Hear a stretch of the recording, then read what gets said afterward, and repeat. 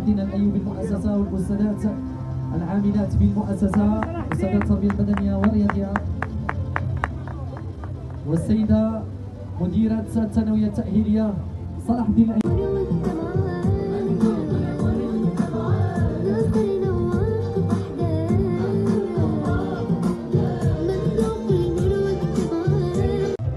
السيدة المحترمة السيدة الكاتبة العام لعملية مقاطعات مرفوقين بالسيد المدير الإقليمي للمديرية الإقليمية في دار السلطان والسيد العميد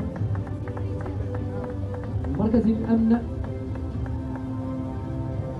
ثقتكم للفريق الفائز والحاصل على المركز الأول الثانوية التأهيلية صلاح الدين الأيوبي تجمع من كل أبطال المراكز الثلاثة الأولى الغير منتمون للنوادي الرياضية. سارة يسلمها السيد المحترم السيد العميد المركزي للأمن تحت تصفيقاتكم. مشكور السيد العميد المركزي على الحضور وكذلك حضوركم كمساعد على تنظيم تظاهرات اليوم وتتويج المركز الثالث تتويج البطل الغير خطور التربوية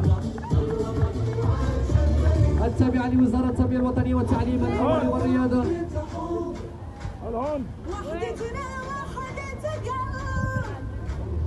سعيد الراوي رئيس مصلحة الشؤون التربوية بالمديرية الإقليمية في مرسى السلطان.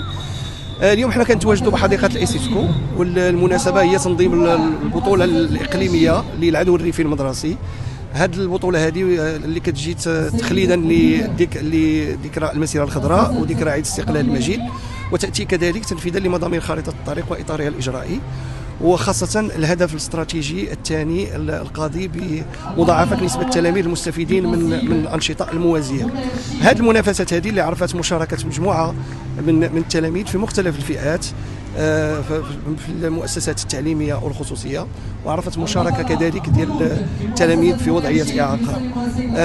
هذه المناسبة اللي تشرفنا بالحضور ديال السيد الكاتب العام ديال عامل عملات مقاطعات الفداء مرسى السلطان والسيد المدير الإقليمي ورؤساء المصالح اللامركزية بعملة مقاطعات الفداء مرسى السلطان، من خلال واحد الدينامية اللي كتعرفها المديرية الإقليمية طيلة السنة، من خلال البرامج اللي كتسطرها، من خلال الأنشطة التربوية والرياضية.